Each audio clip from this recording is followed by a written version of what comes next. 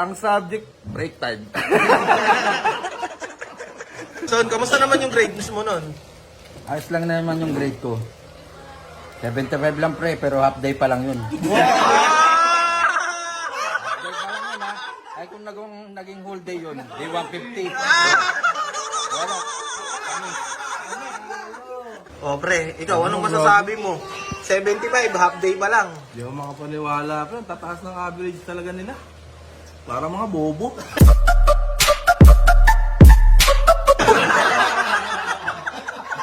Mga bobo yan nag-aaral. Baka yung mga... Parang hindi naman mga nag-aaral. So, sunod, magpapasok kayo. Ang tatangan nyo. Ay, ka talaga. Ako nga, pre, 2 beses lang ako pumasok sa isang linggo. Paborito pa ako ng teacher. Dahil ko nadala ng manok eh. Yung iba, pre, ang average ko 200. Basic.